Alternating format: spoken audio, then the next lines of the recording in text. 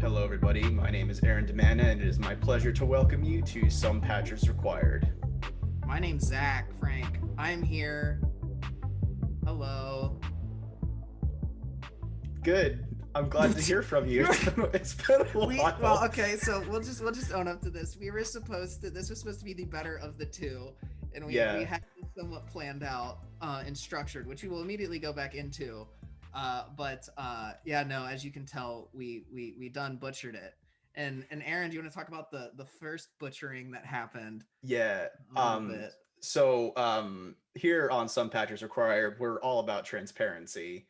And we did record an introduction for the episode that you're about to hear. And I made the terrible mistake of inviting famed actor Michael Caine. Hello. It's me, Michael Caine. He's back.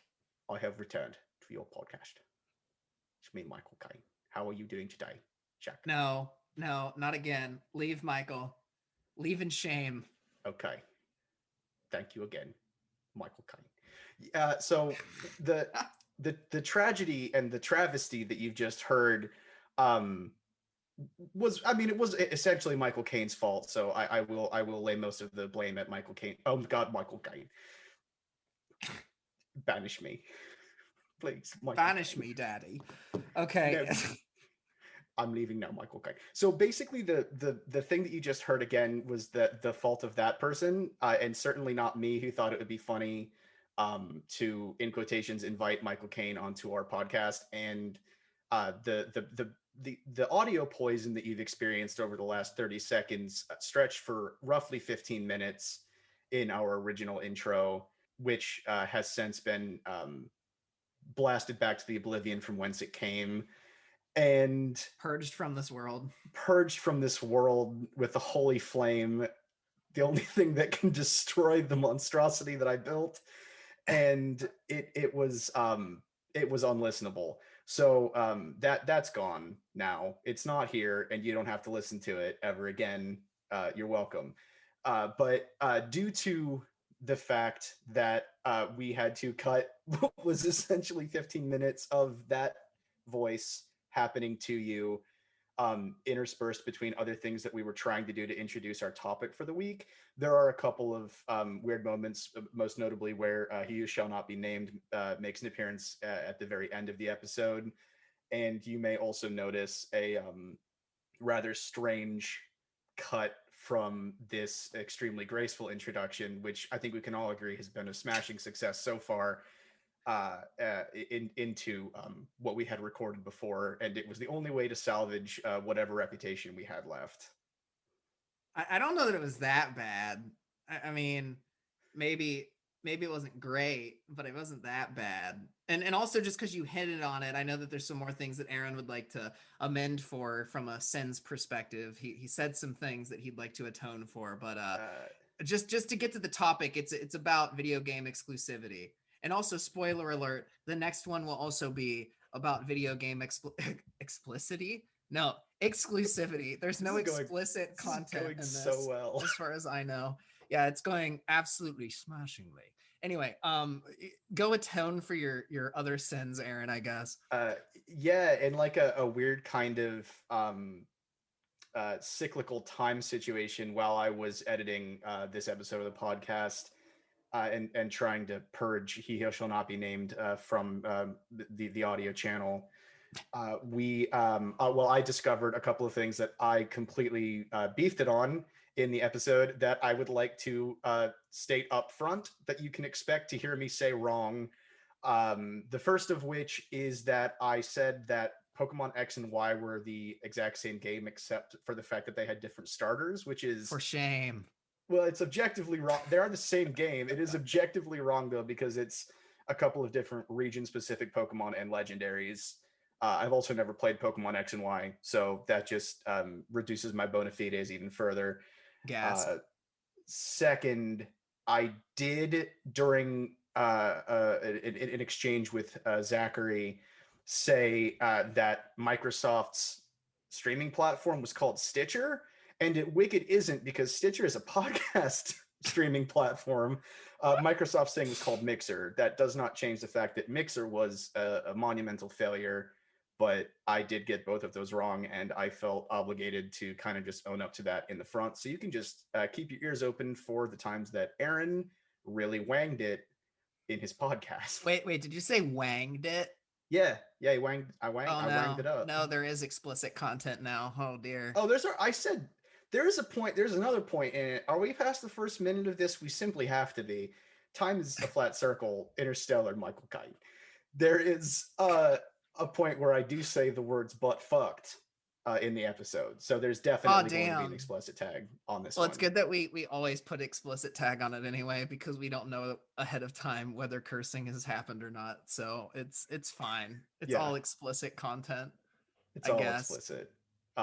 Yeah, but other than that, unless you have anything to atone for, I think that we can attempt to make our graceful departure into what remains of the episode in the wake of the Michael Caine incident.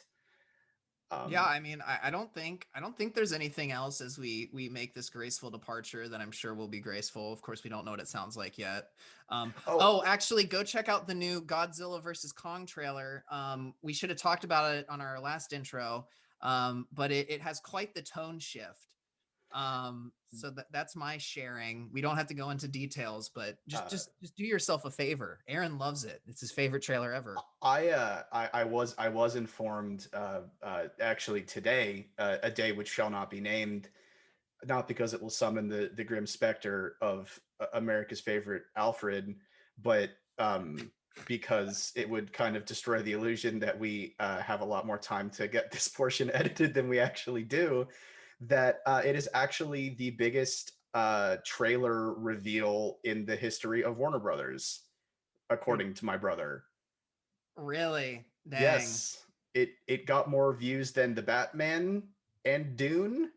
So that's kind of You see, I did my part. I've at least shared that with a bunch of people under the premise that it has the largest tone shift ever. And it does. I still stand by that point. But also, damn, makes me proud. you did Makes me proud. you I you helped contributed to make a this larger happen. event. Yeah. Yeah. They should include 2021 looks very bright moving forward. they should include you in the special thanks They should. section. Although I'm sure that's already done. Well, maybe not. I don't know.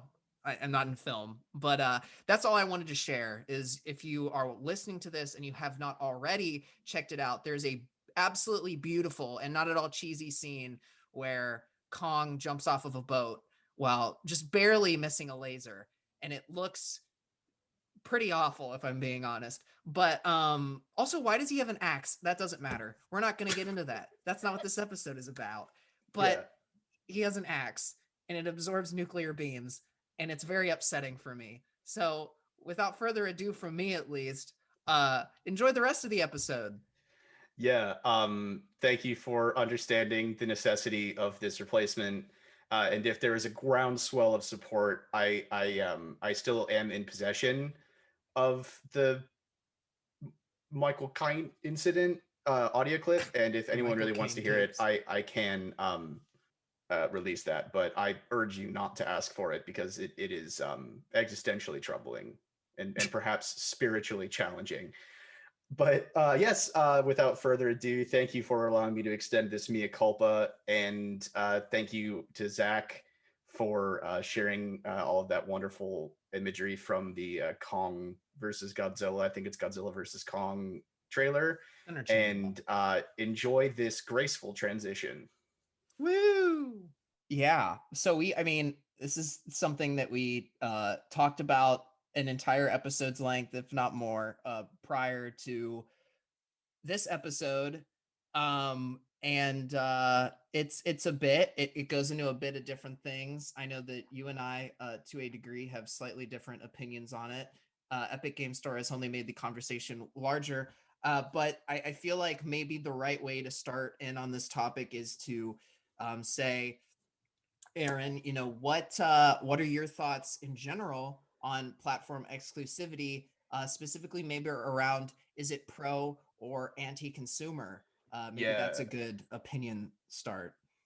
I completely agree. I was actually going to say that I think trying to take it from the macro to the micro is probably the best way to do it, because like Zach said, we actually had a conversation that was probably more than a full episode before editing's length about this, and it frankly could probably be 3 episodes on its own, but we're going to try and get our thoughts out articulately, and I will be hopefully doing that as well.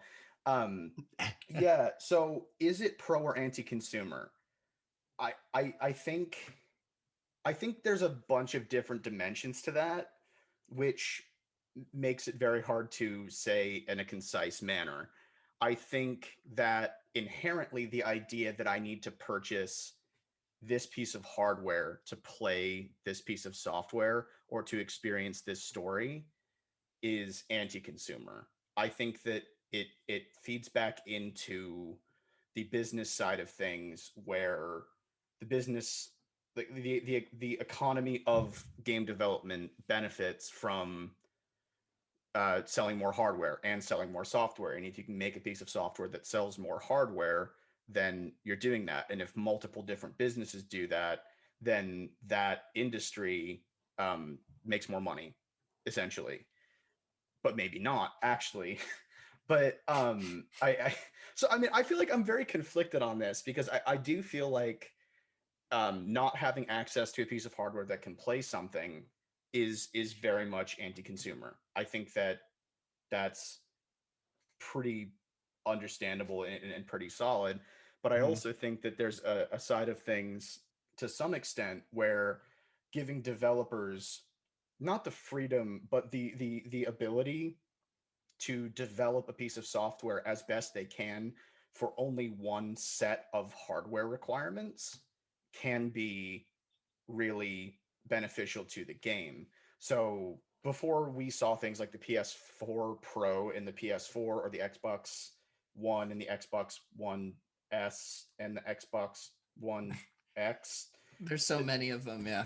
their naming scheme is just absolutely off the rails. But before all that, I would point to, and again, it's going to make me sound like a fanboy, a game like The Last of Us, which was developed exclusively for PlayStation hardware, and I have to wonder how much of the fidelity of that game would have been lost, or how many features may have needed to have been trimmed in order to make it work on 3 or 4 different types of hardware, before we even get into the fact that PC development requires basically setting a low bar and saying it must perform up to this standard. And if you don't have the hardware in there, like if your graphics card isn't capable of doing that, then you just can't play this game, because it's going to be Cyberpunk on PS4 available today, Yeah, I mean, but it's not from Sony.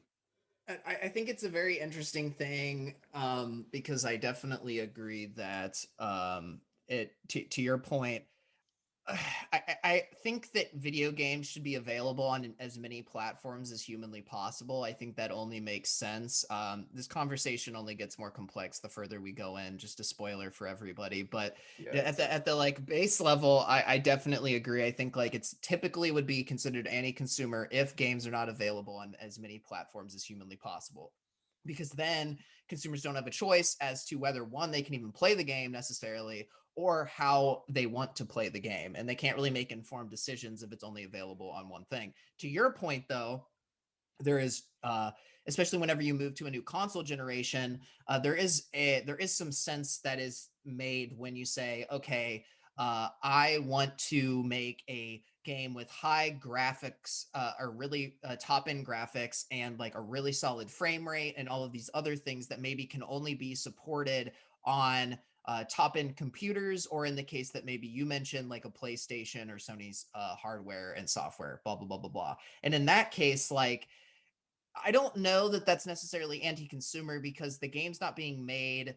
purely to like limit access to it. It's being made within the confines that like it needs to be made in. Like it may just not work on like the last gen consoles as an example, or on Xbox, the last one, Xbox One. I don't know why I forgot the name. So yeah, Because I think their naming scheme is hot garbage. yeah, no, we jumped from Xbox to 360 to One. The numbers are very confusing, and now we're doing letters. So like, who the hell knows the next They generation? chose similar letters. They chose X and S. They Yeah, sound really similar. I'm I mean sorry. they could have done way better, like Y or something. X and Y, like followed Pokemon X and Y. Those are Yeah, very different. There's no confusion there. I mean, exactly. except for how they're like kind of spelled. Like Y is kind of like only it's like a partial. Anyway, we don't need to get into that. And also they're the Uh, same game with different starters. But yeah, well, I you mean, know. that's But also a anyway, yeah, thing. yeah, go. I'm sorry. I completely interrupted you. Oh no, I mean I was just saying, like, to your point, I think that we're both pretty much in agreement over like the general idea that games should be available to everybody on as many platforms as possible, but it makes sense that there are restrictions in certain ways based on the technical requirements of those games. So I Yeah. think we both agree pretty much on that. But I do think that, considering neither of us are in the games industry, we're enthusiasts and we've taken part in learning some of the things that go into making games, and we have friends in the industry. Neither of us are in it, so approaching it from a consumer perspective, I do think that it's worth mentioning, or at least worth discussing. Are console or platform exclusive games effective tools in selling A, the game, and B, the platform? You I mean, yeah. Are you taking it? No, I was going to toss it over to you. Oh, you're sorry. Yeah, I mean, I think we've seen stuff that suggests that's the case. I mean, we can even look to video distribution platforms, or television, I guess is maybe the best way to put it. But like, or even, I mean, like Twitch versus oh man, what was it? Microsoft's Stitcher. version of it. Thank you, Stitcher. I mean, I think that there's definitely something to be said about when one platform has something that another one doesn't, and that thing is something that people want. Typically, people will go to that. Maybe even a better example is like Disney Plus. Like, I really am not interested in the majority of content on there, but I will subscribe when like The Mandalorian, as an example, was on. And then I forgot to cancel my subscription, so they got a whole year's worth of money from me that was unintentional. I Oh I boy. I did literally the same thing, but for Hamilton. Oh really? No, that's Yeah, funny. which was, I think, their biggest marketing ploy, was canceling the trial subscription right before Hamilton came out. Ugh. And they got me, and then I'm just such a negligent consumer that I completely forgot to cancel my Disney Plus account because I'm not a huge fan of Disney as a business, Mhm. and I still have it. Well, I mean, there you go. I feel like that says it, right? Like it does lead to success. I know that I think you had some articles on that. I didn't dig into those ones as much, but I think you did have some articles talking about PlayStation 4 exclusives, right? Or Yeah, something like. yeah. I spoke about, because there was a very clear line of demarcation between the PlayStation 3 generation and the PlayStation 4 generation, which is to say also the Xbox 360 and the Xbox One generation, where PlayStation 3 launched at a price point that was enormously too high, even though its hardware outperformed Xbox 360. And I believe at the time Xbox Live was free, right? No, No, it's always been paid. PlayStation No. Plus, yeah, PlayStation Plus was free. But Mhm. the my point is, the performance of the Xbox 360 versus the performance of the PS3. The PS3 turned into a great console over the course of its life cycle, Mhm. while the Xbox 360 maintained strong momentum all the way through its life cycle, and to a great degree outperformed the PS3 in just almost every way, except for actual technical specifications. But I think one of the things that ended up fueling the PS3's kind of like climbing up in the sales charts could have been console exclusive games, including some of the ones that people remember the most and have carried over through the next generation and may continue into a second generation after that one, like Uncharted and continuing God of War from PS2 Mhm. and introducing The Last of Us and to a weird extent Astro, um, Hmm. because they did the VR thing, which is still completely Hmm. wild to me that Xbox hasn't levied its PC value with the like the Oculus Rift to make the Oculus Xbox exclusive. That's still completely wild to me. But Yeah, I mean, I to not dive into the VR side of things, I have very strong opinions on VR. But well, not very strong, but I have opinions on VR. Yeah, I mean, I think that I'm trying to remember the last time that I would have really said that Xbox had strong exclusives. I mean, I feel like Xbox exclusives really died in the 360 era. I mean, that's when you had like God of War, Halo. Was Fable an Xbox exclusive, or was that also on uh, PlayStation? I honestly no, can't I do remember. not believe Fable was on PlayStation, but I have played it on PC. So I Uh-huh. think that it was, and this leads into another thing that I think we'll get to in a little bit, but I think it may have started as an Xbox exclusive, but then moved over to PC. To my Yeah. knowledge, it's not available. Also, God of War was on PS2, not Xbox. Oh, okay. Yeah. So I knew God of War wasn't on any of the Microsoft stuff, but to my initial point on that, I just think when we're talking about I mean, I've got a metric for the next generation, which was the Xbox One versus the PlayStation 4. I don't think that anyone's overly surprised that the PlayStation 4 massively outperformed the Xbox One. Oh yeah, Generally speaking, I think the ratio that I have is like 2-1. So I mean, I would say in large part, a lot of that. There's a couple reasons that happened, but certainly exclusive games, I think, was probably a large portion of it. That, in addition to the fact that the Xbox One was advertised initially not really as a console, but as like yep. a all around entertainment experience thing, which is a Hmm. really interesting play that I don't think panned out. So Oh, it was I think there's completely multiple reasons. disastrous. Yeah, no, and I don't think that Xbox really started to regain its footing until Game Pass came out, which is something that we'll hit on, and we've hit on kind of previously in our personal discussions. Yeah. But yeah, I think to your initial question, exclusive games, they work. There's a reason that it's done. I mean, they're a huge seller for Sony hardware. I mean, that's what you always get Yeah. told. I feel like is they're not there to Well, Sony's there to sell the hardware through the games. Like the games are a vehicle to sell hardware. yeah. Well, but in a weird way, I mean, based on my kind of like surface level understanding of the economy Hmm. of the giant game developer people who also own studios and publish them exclusively, specifically for Sony. Sony actually, I think, sold a great many PS4s at a loss because the hardware was better and the marketing probably cost an absolute shit ton. But they actually sold a lot of the first PlayStation 4s at a loss in an attempt to sell games, which I think is kind of an interesting play because you buy one piece of hardware and you play potentially hundreds of games. So I guess like to pivot back to what you were saying, I have a question that I have some thoughts on, but I have a question which is when was the last time, if ever, that you bought a piece of hardware based on the content that you could consume explicitly on that platform? I mean, games or Yeah. otherwise.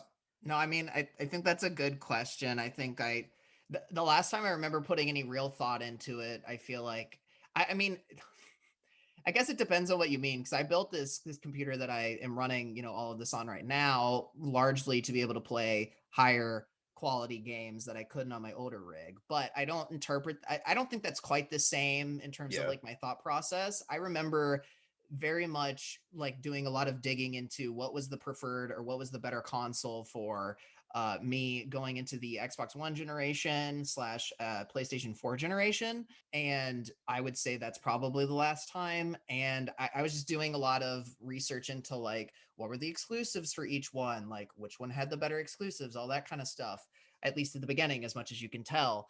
And yeah, I think that's really the last time that I put any real thought into it. But I think the funny thing about all of that is when you're looking at both of the consoles, they're really not that different in No. in a lot of ways, because really the advantage that Sony has is Sony is a hardware company. So a lot of time they're going to have better hardware. Not always, but a lot of time. Where they lack is on their software side. Microsoft is a software company. They will lack more on the hardware side. And so it's like they end up compensating, like, you know, Microsoft has the Windows platform, which Sony does not use. And like Windows makes up in a lot of ways for the issues that like Sony has from a hardware perspective. So, you know, I think you mentioned maybe in this next gen that we're in right now, technically, that the Xbox Series X is the new one, I think. Yes, I and always I can't Series ever remember. S, I want to say. Okay, yeah, so the new ones are technically stronger than the PlayStation 5 in certain ways. But in reality, I think like the difference between them is like so minuscule that it really doesn't matter. Yeah, I mean, you're looking at, I mean, at this point, I mean, like, I feel like you could probably say the same thing about the Xbox One versus the PlayStation 4, especially in their first iterations, and probably come to the same conclusion. But at a certain point, you're just crunching numbers and, you know, counting teraflops and all that, which is, you know, does it translate to gameplay? I mean, in some ways, yeah. I mean, like, sure, yeah, kind of. But that's another reason that I think well, the PlayStation 3 had such like a complex architecture in Mhm. terms of the way that it actually did stuff that it actually made it really, really hard for developers to make games for it, and it made it very hard for developers to port other games to it, which is Mhm. why you see things about the PlayStation 3 not being able to like perform up to the same level as the Xbox 360 on ported games that were originally made probably using Microsoft computers.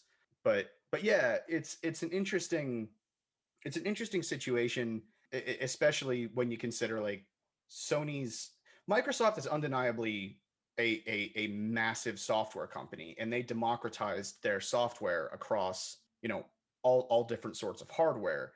You Yeah. can build a computer. I have a computer that I built right next to me. It's out of date, and Zach has a computer that he built that is up to date. But the different pieces of hardware that we put into it did not change the fact that Windows, I guess, I mean, Windows 8 was happening when I did mine, but I chose Windows 7 because Windows 8 sucks shit.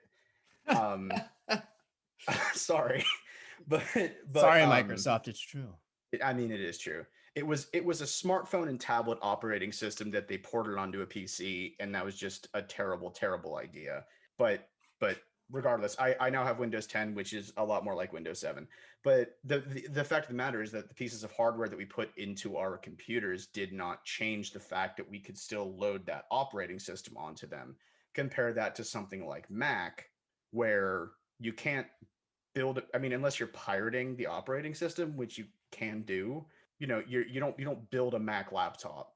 The Yeah. ecosystem is completely closed, which I think is an interesting distinction, because another thing I want to talk about is the way that the different game companies have kind of changed their tunes about platform exclusivity, Yeah. and the way that we all respond to them. Mhm. So Sony, really starting all the way back, but you know, coming more to light with the increased attention that the gaming industry was getting in general, absolutely destroyed the exclusive market. I think I called it like the exclusivity throne. They claimed the exclusivity throne in the PS3 generation, and then just absolutely, just, I'm trying to find a non-vulgar way to say it, but I will just say butt fucked Microsoft in the PS4 generation, partially based on the strength of their hardware and partially based on the strength of their exclusives.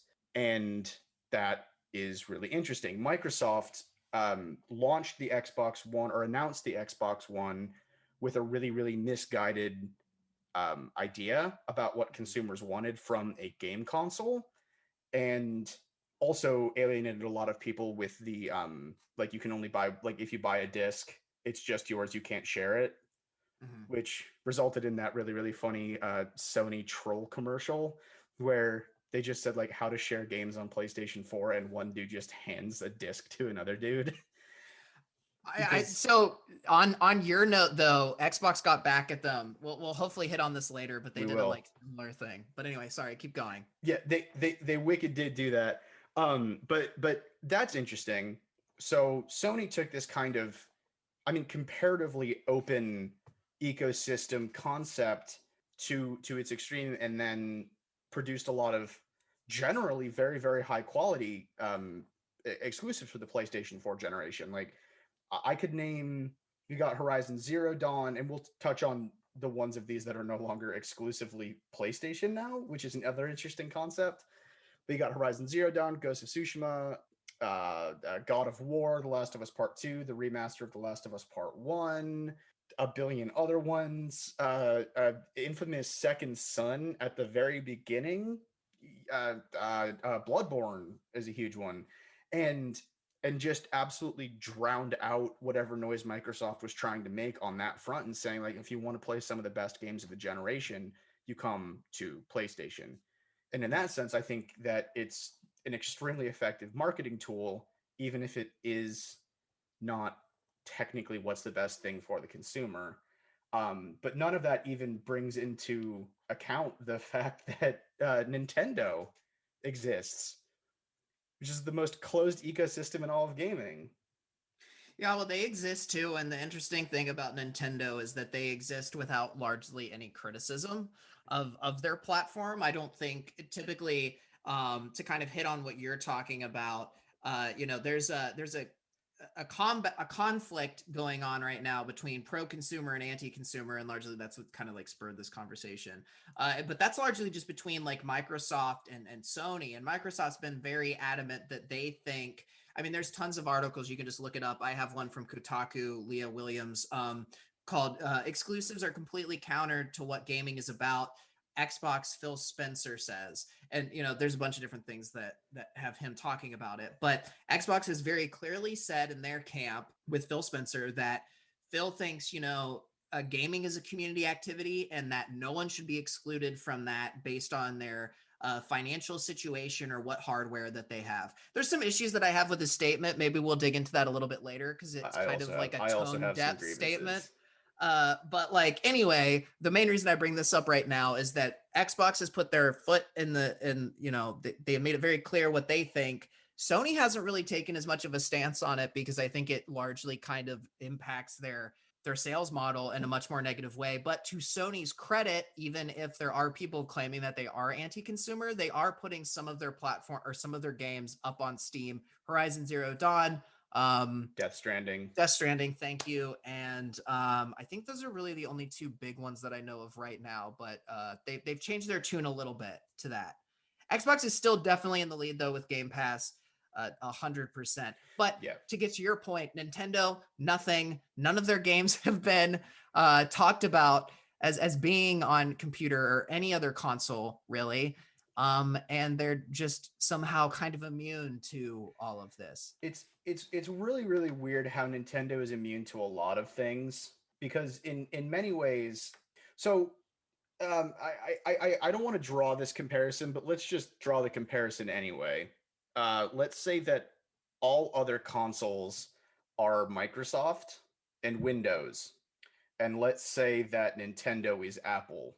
You cannot even dare to hope that a Nintendo game will be released on a non-Nintendo piece of hardware. The only times that happens are fan remakes, which are frequently shut down by Nintendo, or pirated ROMs that you can play on an emulator. But the thing is, I think Nintendo may actually be the best argument for the fact that console and platform exclusive games work, because you don't well, it's for two reasons. One, Nintendo frequently isolates itself from the rest of the industry by making hardware that is technically incompatible with other games. Because I remember thinking to myself, like, what in the flying hell would an Assassin's Creed game look like played on the Wii when you could play it on the PlayStation 4 or the Xbox 360? You know, the control scheme was the entire like way that you interacted with the game was completely different, and that manifested itself in Star Wars: The Force Awakens, which I played on the Wii, and then years later played on my PC, Mhm. and it was literally a different game. Yeah, I'd Um, imagine with that one it'd be like night and day. yeah, it was. I mean, in almost everything, like the graphics were completely different. There were different. It was completely different. The level design was even completely different. It was wild, but the point there is that the way that they design their hardware has kind of shifted a little bit in the last two generations. The Wii U was obviously mismarketed because no one knew what it It was. It existed. was, yeah, well, no one knew what it was. Was it just kind of an add-on to the Wii? Yeah. And it was underpowered, so it also didn't deliver a lot of. It delivered some, but not a lot of extraordinary first-party titles.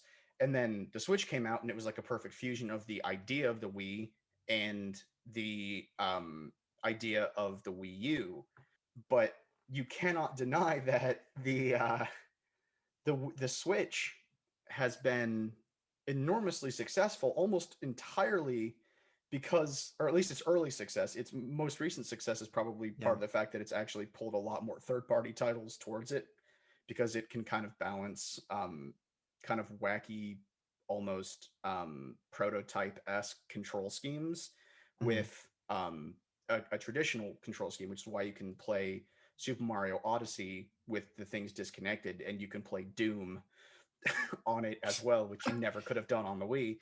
But Yeah. yeah, I don't know. It's interesting, but I think Nintendo is the king of platform exclusive games, and like you said, they're largely immune to dissension towards that idea.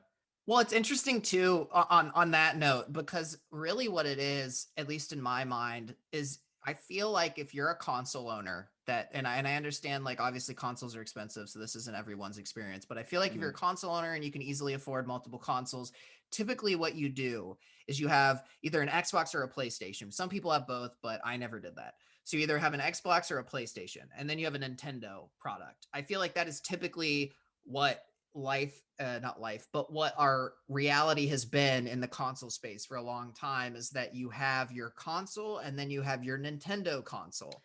Like I had a GameCube and an Xbox, just an Xbox and an Xbox 360, and now I have a Switch and a Xbox One, even though I mostly play on computer. So like they've like marketed themselves into this interesting spot where they don't compete with Xbox or PlayStation. I think largely because all of their games recently have been exclusive. Like they didn't used to have like Call of Duty or Doom or really any game that was super mature used to not be on Nintendo because Nintendo has been so much about like promoting themselves as like the family friendly co-op game experience kind of thing. Yeah, they were the Disney of video game companies. Yeah, there was actually, for the life of me, I cannot remember which article it is. I'm frantically trying to flip through all of them, but one of our articles, and it will be in the show notes, described the fact that for at least a couple of generations, um, Nintendo has been largely considered by many consumers to be a secondary console, Mhm. kind of moving itself out of the spotlight. It's still one of the big three, but it's perceived as secondary because you're not going to play FIFA on it. You know. Exactly. I mean, I that's how I feel like I kind of think about it. But it's interesting because it's almost inability. Like, if you were to look at either Sony or Microsoft and have one of them say, like, we're not going to like get caught. Like, we don't want COD. We don't want Elder Scrolls games, et cetera, et cetera. Like, that would put them at a massive disadvantage. But for some reason, Nintendo's been able to like only really push their own exclusives and then been successful with it.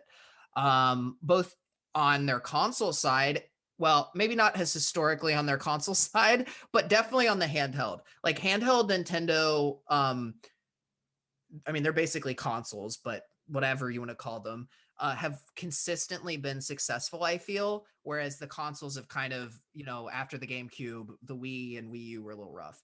But Well, the Wii sold yeah, like gangbusters, though.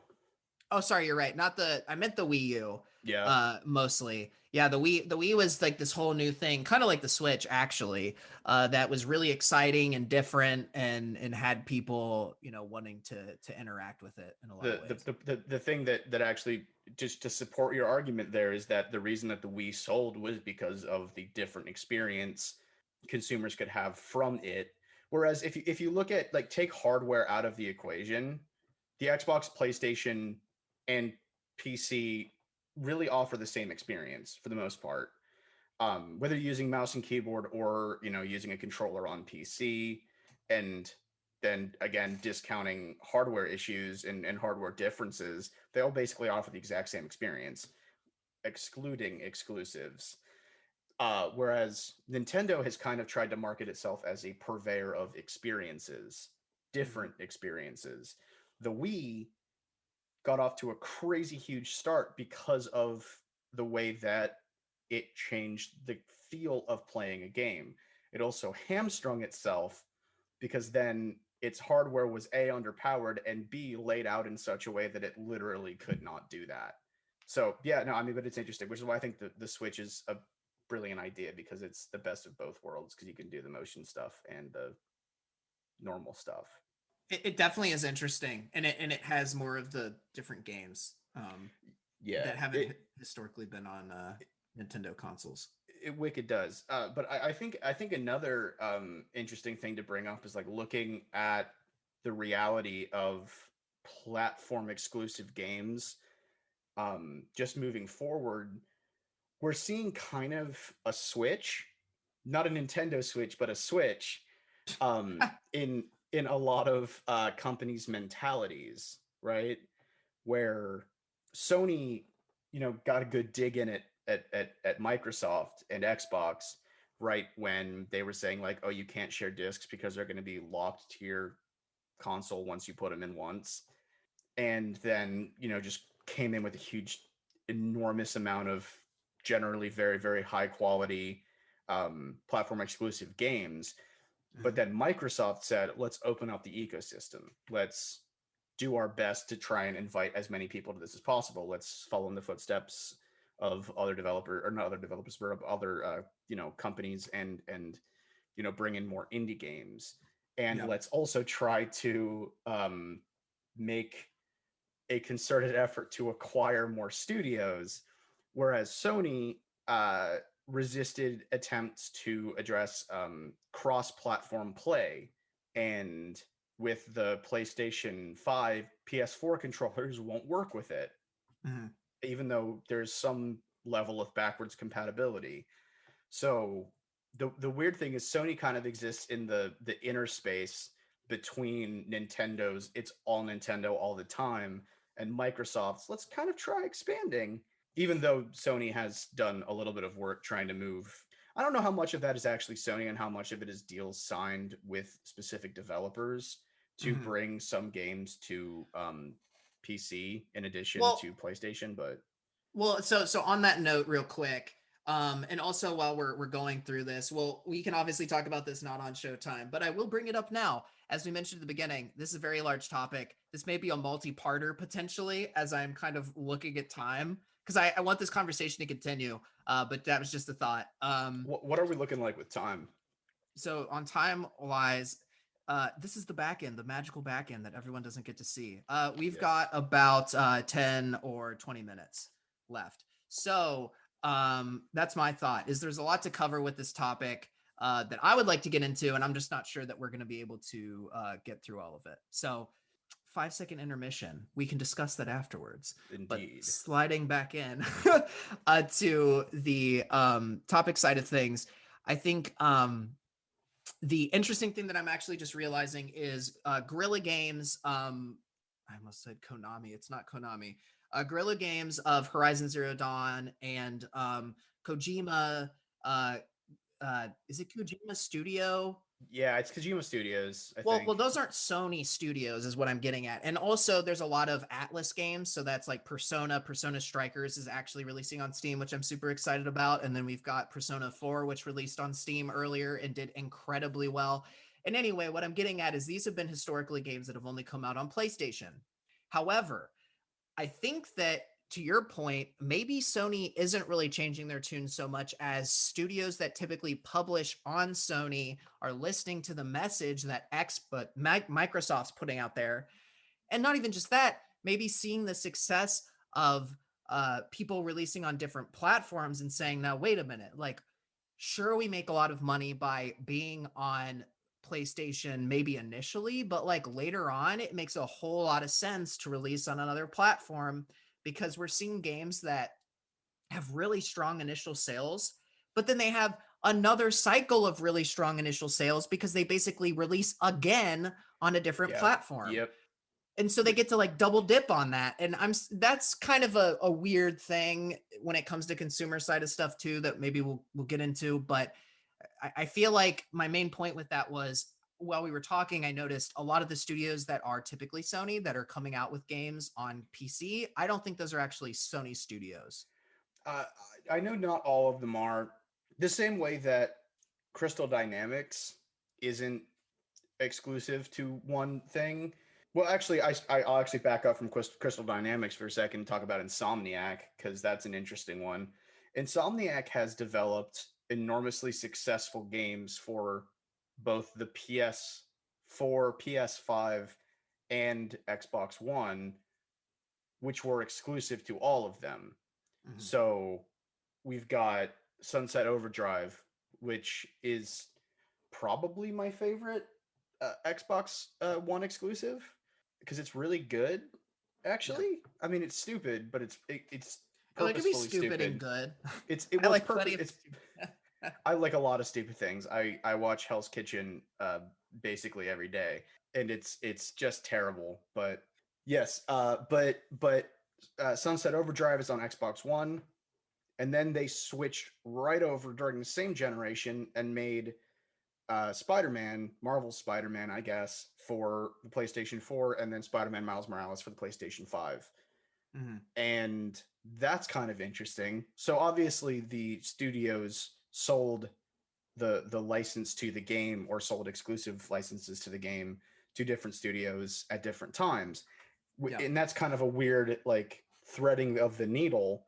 And then that also kind of broaches the idea of timed exclusives. Yeah, no, that's like the new trend that we've seen a lot. And to the point of time, before we get into exclusives, I actually really want to go back to something that you said that we've talked about together, but I don't know that it's been brought up to everybody. And this opens up the conversation even more than it already is. And this is why it's like, oh my gosh, this episode's almost over and this topic is just so massive, but I love all Yeah. of it. You said platform exclusivity. I feel like Yes. typically we're used to hearing console exclusivity. So do you want to talk about, why are we referring to it as platform exclusivity versus console exclusivity? There are a couple of different reasons, and I think one of the no platform exclusivity I think actually ties into the idea that I mean most evidently in the video game sphere we're looking at Windows as a platform Yeah. because a great many games that are published as exclusives in quotations are actually either simultaneously cross-published to both Windows PCs and Xbox, whatever generation or version of that you have, or there's a timed release on one of the others that goes to the next one, and Mhm. it really does end up changing the conversation because at what point is a piece of hardware or a set of pieces of hardware just one console, or is it a platform? And I think Microsoft is actually a lot more primed to make use of their platform because Sony doesn't have one. Yeah. Sony has a console. Nintendo has a console. Microsoft has a platform. Yeah, I mean, I think and to expand it out even further, it's like with and we'll maybe have to dive into this on a different one, but when you look at things even to the extent of Steam versus Epic Game Store, Mm, those are their own platforms on Windows or Mac systems, right? So now we've got, it's no longer as simple as what works on my Xbox, what works on my PlayStation, what works on my Nintendo console. It's now a matter of like there's just the whole way that people get games now from like a distribution model is so different than it was at the beginning of our last console generation, that the conversation around exclusivity is just massively more complicated and has Yeah. a lot more moving parts in terms of like, is it pro consumer, is it anti consumer, what's more friendly to developer from a business standpoint, etc. And I think, I mean, that's why this is such a huge topic, and I personally find it very interesting. But to your initial comment that you were going into, with timed exclusives are one of those things that, you know, sure, maybe they would have happened before a little bit, but it's 100%, in my opinion, something that is more enabled by the climate that we live in now, specifically the climate promoted within the competition with Valve and Epic, and the Yes. ecosystem that set up, because of the idea that like, well, I have the right system for this. I just don't want to use, for example, Epic's platform, because Epic's platform isn't as consumer. I don't want to say consumer friendly, but like they may still not have a shopping cart. Like that system, just that platform is missing a lot of stuff that Steam has. And so because of that conversation, timed exclusives have kind of become a thing. So anyway, you brought that up. I Yeah. will end my side tangent and go back to you and what you were talking about on that. But Well, I mean, no, that actually, I don't think that's a side tangent at all. I think, even referencing one of the articles that you threw in kind of like our prep list was the one by Nick Stat, which is Epic versus Steam, the console war reimagined on the PC. And I think that between that and what you just said, it completely flips the landscape of what we would have normally thought of as console exclusivity. We're now thinking of as platform exclusivity because I have a PC. Let's mhm. take its actual abilities out of the equation and say I have a PC. That means I have access to GOG, I have access to Steam, I have access to Epic. And the fact that either games launch exclusively on pieces of software that I need to download, or launch as timed exclusives on pieces of software that I need to download, and I have to choose which ones. I don't have to choose which ones necessarily, but I can, is Mhm. kind of a wild thing that is changed in the most recent. I mean, I guess, man, when did Epic launch and start really just kind of messing with So Steam's whole steez? 20, 2018 is the official launch date for the Epic Games Store. And then, you know, I think their excuse me, their first high profile kind of ex not exploit, but like issue was around Metro Exodus. Acquisition. Well, no, not Acquis. It was just they Metro Exodus was initially set to release on Steam, and Oh presumably also on yeah. Epic Game Store. But then Epic made a deal with the developer, and the developer pulled out of their agreement with Steam and went full Epic exclusive, which was a massive thing because people had already pre-ordered on Steam, and they were like, well, am I not going to get my version, even though I was told and promised, basically, you know, it's this whole big conversation Yeah. about it. I now that you mention that, I actually do remember reading those headlines. Mm. And weirdly, I think I actually played Metro Exodus on Stadia, Google Stadia, which is ties into the timed exclusive thing.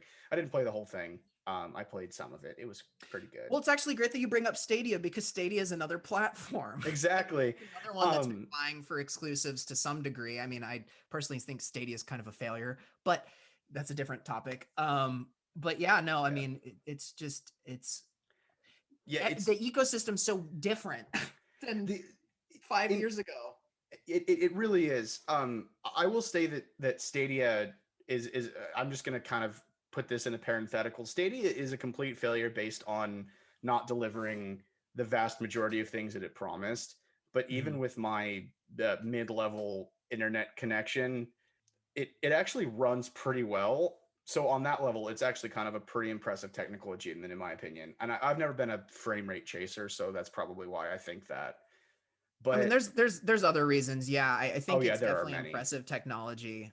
Even though this is not about the topic, but I just Yes. wanted Okay. to Yeah. say No. I that just. Stadia is definitely cool. Like what it does is awesome and cool. But they just didn't understand the business model of Yeah. like No. how people play games I realistically, I in my opinion. actually agree with that for the most part. I think we're on the same page there. But I think like we can extrapolate this out, and I can't imagine that any of the people who actually listen to this podcast would not have clicked. I can't believe that they would have clicked on it were they not familiar with video games. Yeah. But I'll expand this out and say that the idea of hardware not being tied to platform and platforms taking a more prevalent stance in the way that we choose to buy things has expanded into a billion different industries. Like we mentioned Disney Plus, and I would also say like Stitcher versus Twitch, where they pulled. I think Stitcher pulled Ninja, Yeah. and do they still have Ninja? No, well, I mean, they like failed, Yeah, kind well, I of. mean, Stitcher was not good, but they offered an absolute crap ton of money, and the Yeah. reason that I bring that up is that even though I have actually never watched a single one of Ninja's streams, Ninja, if you're listening, I'm sorry. Um, If only, right? yeah, Shout out as but we plug yeah, in. but even considering that, like there's no denying that they're a huge pull Mhm. for the Twitch platform. So Stitcher tried to come in and scoop that product and make it exclusive to their platform, right? They're trying to use the product, that being the streamer in this situation, to sell their product. They were Yeah. using The Last of Us to sell their PlayStation. And the same thing has been seen a bunch of different times since Spotify became so big in podcasting, where people started to listen to more and more podcasts on Spotify.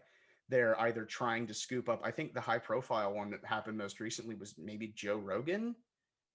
Yeah, no, I think that's well, Joe Rogan's like the biggest podcaster now at this It's either point. him or Marin, Yeah. Yeah. right? Mark Marin. Um, but yeah, so I mean, like they scooped Joe Rogan and said, well, I mean, we'll pay you probably like 150,000 wheelbarrows full of gold bullion to move your podcast exclusively to our platform to try and draw consumers to our platform. Yeah. And uh, I don't actually know how effective that is. That was just a thought that popped into my head.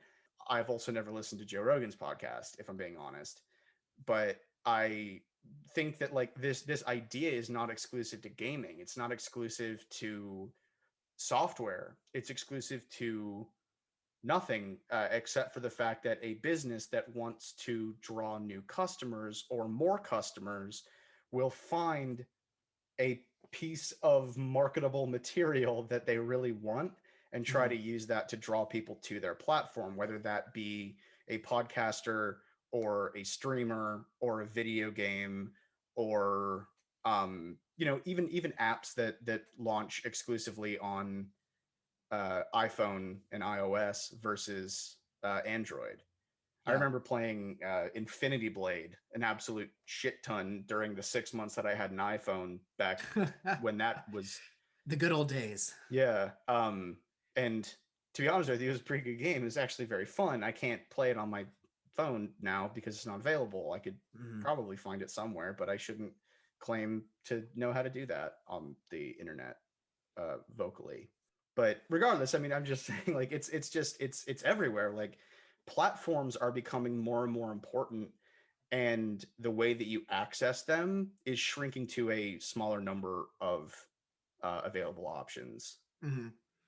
And even just what you hit on, I just want to like for everybody out there, just hit on what is a platform. I mean, there's two more, right? Google Store, the Google the Android App Store, which is that Google? I It's don't a know. I'm Google not a Play Store, actually. okay, cool. Yeah, then the Google Play Store and the Apple or whatever Apple's App Store is. Well, there's also Apple Arcade. I mean, Yeah. there's Well, then we all get into these different ones. subscriptions.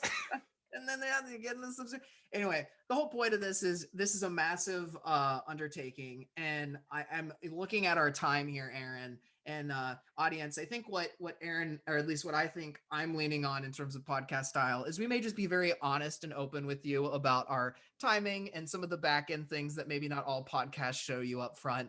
We are very modest, I like to think, so we may just do that. But I'm thinking, Aaron, we've come to a pretty good conclusion around like a first part for this 100%. We maybe can touch on this on our next one or a couple down the line, whatever we want to do. But I think we've kind of really done a good job of talking about we hinted on is it consumer friendly? We got our opinions on that.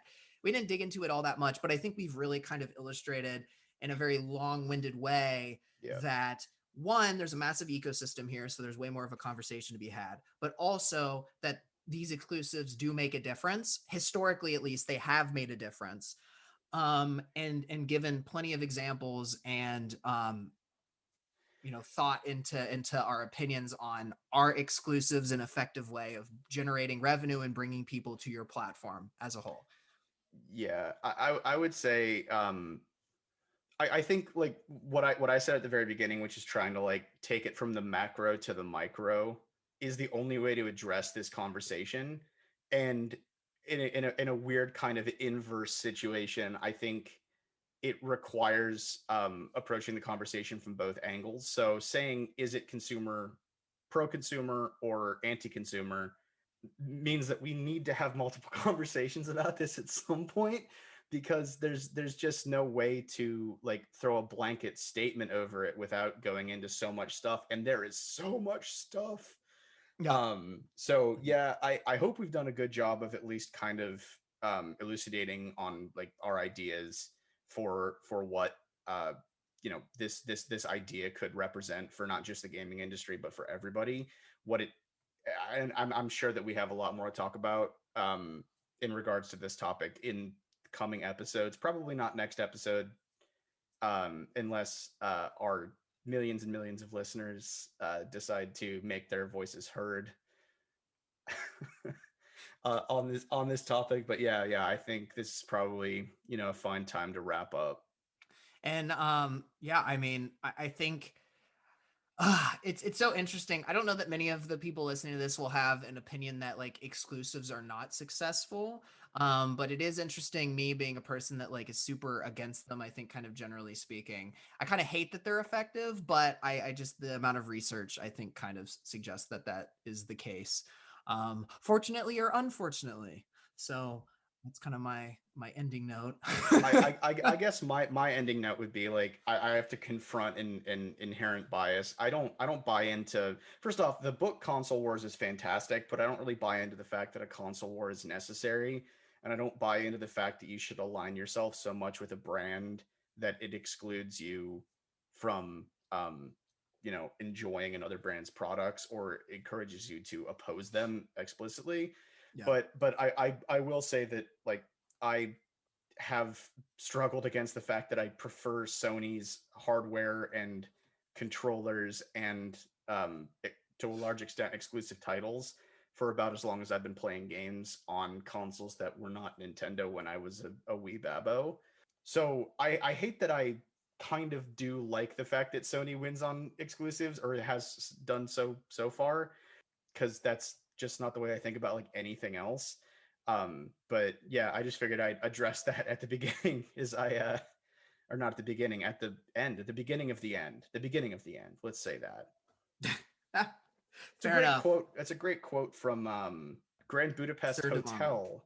Oh no, it's okay. I'm just ignorant to movies. The what were you gonna say? I said that was a quote from you. I said the great Sir Devana. It was bungled by me, but the actual quote is the beginning. This is, I can't even remember what the fuck it is. The beginning of the end of the end of the beginning has begun. Spoken by Ralph Fiennes, speaking as M. Gustav in the hit film by Wes Anderson, The Grand Budapest Hotel. This has been a riveting outroduction that I will certainly regret less than its introduction. Fair enough. Well, on that wonderful quote, I do feel like that's very fitting. I wanted to say, thank you to our wonderful logo creator, eDougie Art, which can be found on Etsy or on Instagram at eDougie Art under the same name. You can also find it in the show notes. Indeed. And I would like to extend yet another thorough thank you to Beach Girl for drafting, crafting, creating, editing, mastering, and all of the other ings of our intro and outro music. I don't have a fresh Beach Girl song to recommend this time because I don't think they have a new one up since our last episode, but please check them out. Please do check them out. They are phenomenal, and they have been instrumental in us being able to do this. And also, they're really just fucking cool and talented. So just like go check them out. Agreed. Well, I think that's all my stuff. So, Zach Frank signing off. Aaron Demana signing off, and I would also like to thank Michael Caine. It's me, Michael Caine. Oh, Lord, he's back. Thank Bye, you. Michael. Thank you. No, I'm not.